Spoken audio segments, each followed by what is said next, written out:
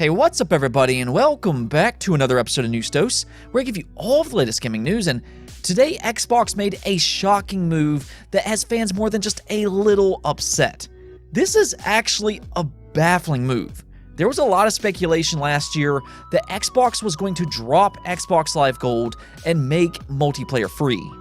Well, it looks like they decided to go in the opposite direction, and yeah, this is not a good look. So we're going to talk about that here in just a bit, and I have a lot to say about this topic, so stay tuned for that. Also, Capcom revealed Resident Evil Village yesterday, which looks absolutely phenomenal. But unfortunately, not everything is going smooth in the Resident Evil universe, so we're going to talk about that as well. First though, let's go over some of the quick news, starting off with an upcoming PS5 exclusive.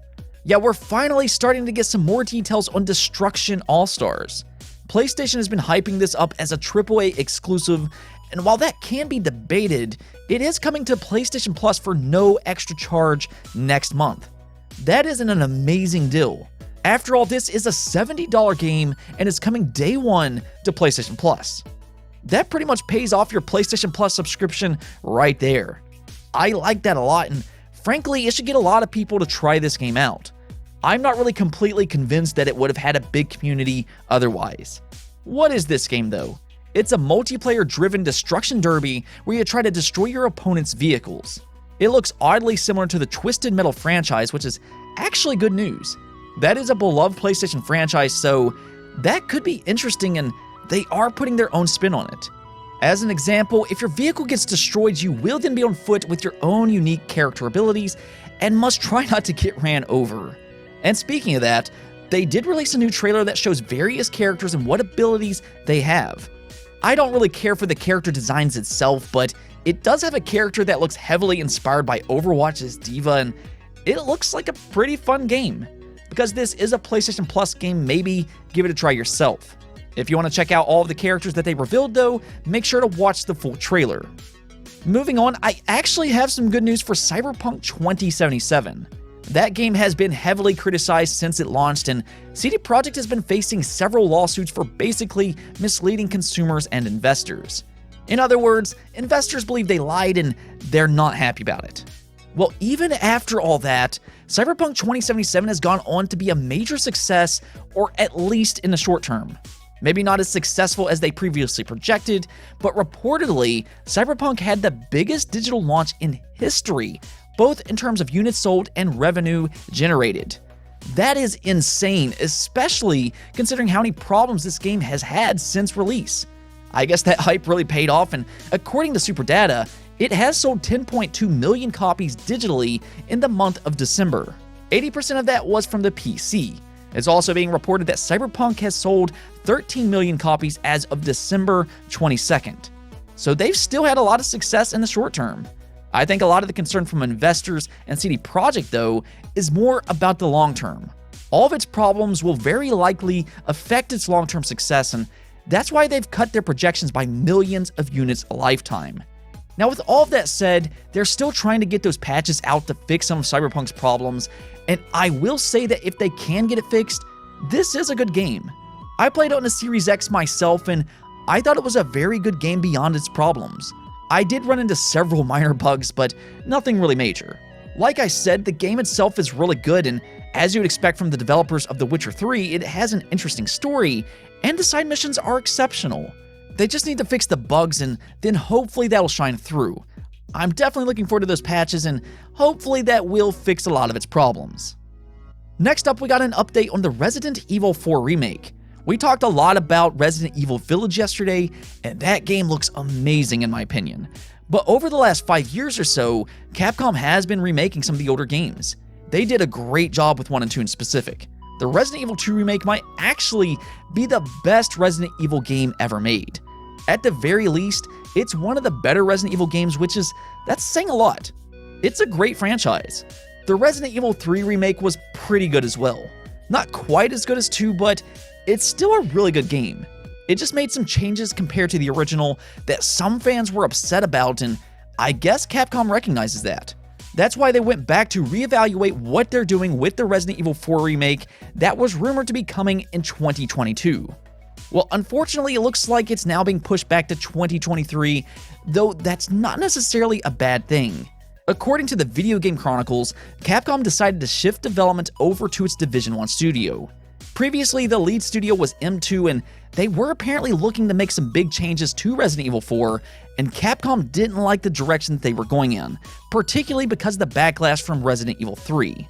So now Division 1 will be taking lead and follow the original template of Resident Evil 4 while experimenting with new features and mechanics, much like they did with the Resident Evil 2 remake.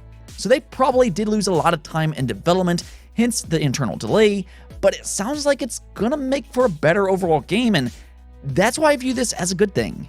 Resident Evil 4 is often considered the best within the franchise, depending on who you ask, and it's good that they are doing everything that they can to make this the best possible game that they can. Resident Evil 4 without a doubt deserves the time to make it a great remake. I like this decision, and it shows me that Capcom knows what they're doing. Let's talk about Xbox though, and we have a lot to talk about. They dropped some very controversial news today. Last year, there was a lot of speculation that Xbox Live Gold was going to go away and that multiplayer was going to be free. That rumor was met with a lot of hope and positivity, but Microsoft decided to go in the opposite direction. Instead of giving you a 100% price reduction, they decided to instead increase the price by 100%. Yeah, you heard that right. Xbox Live Gold will officially be doubling in price with no extra content. 1 month of Gold will now be $11, 3 months will be $30, and 6 months will be $60. Previously, you could get 12 months for the exact same price, and even at $60 a year, it was a questionable value at best. This decision is nothing short of baffling to me. The fan outrage for this move is about what you would expect. Fans are very angry, as pretty much anybody could predict. I actually saw a rumor about this earlier in the week, but I didn't talk about it because I thought, no way, Xbox wouldn't do something like that. It just doesn't make sense. Well, I guess it was true after all, and likely this is because they want to transition Xbox Live Gold subscriptions to Xbox Game Pass Ultimate. That is extremely obvious. If you pay an extra $4 a month, you'll get Xbox Game Pass Ultimate with all of the same benefits of Xbox Live Gold, but with a lot more content. I still don't like this decision though. I just don't think this is the way to do it. Yes, Xbox Game Pass Ultimate is the best deal in gaming, and I understand that, and I praise it rightfully so. You get a ton of great games on a monthly basis, it has online multiplayer, and you get EA Play all for $180 a year. It really pays for itself, but meanwhile you have Xbox Live Gold for $120 a year, and it's the worst deal in gaming. Xbox Games with Gold hasn't really been all that great for quite a while. The free monthly games that they usually offer are decent at best, so really the main attraction was online multiplayer. And really, that's always been a hot topic on paying for online multiplayer, but it's generally been accepted among console gamers. Now though, if all you want to do is play online games and you don't want to pay extra money for Xbox Game Pass Ultimate, then you have to pay $120. In other words, if you want to play Call of Duty or Madden online, then you have to pay $120 while PlayStation gamers pay half the price, and PC gamers play it for free. Yeah, PC gamers will be playing some games like Halo Infinite completely free, while console gamers will be forced to pay $120 a year. And that's an entirely different issue. On every other platform, free-to-play games does not require an online subscription, whereas on Xbox, you are required to have an Xbox Live Gold subscription to play games like Fortnite. That absolutely should not be the case.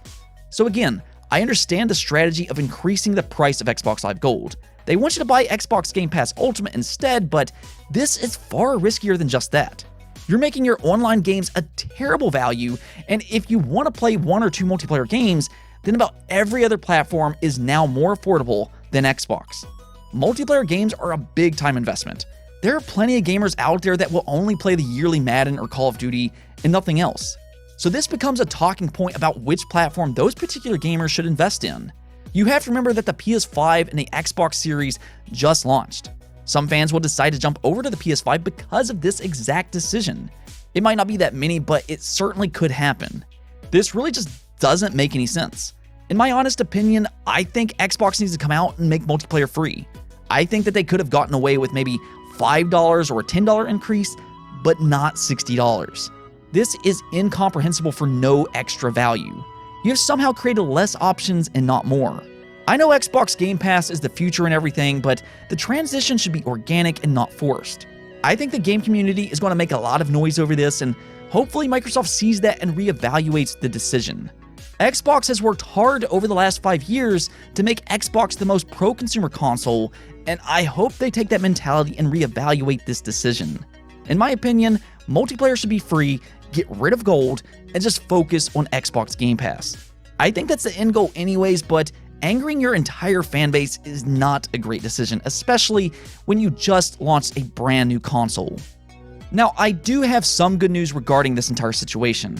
They did also reveal the Xbox Games with Gold lineup for February, and it is a better month than what we're used to seeing. It includes Resident Evil, Dandara, Gears 5, Indiana Jones and the Emperor's Tomb, and Lost Planet 2. That is a pretty decent lineup, and with that increased price, they could possibly improve games with gold. I still don't like this decision though. Let me know your thoughts on this topic and how you feel about the price increase of Xbox Live Gold.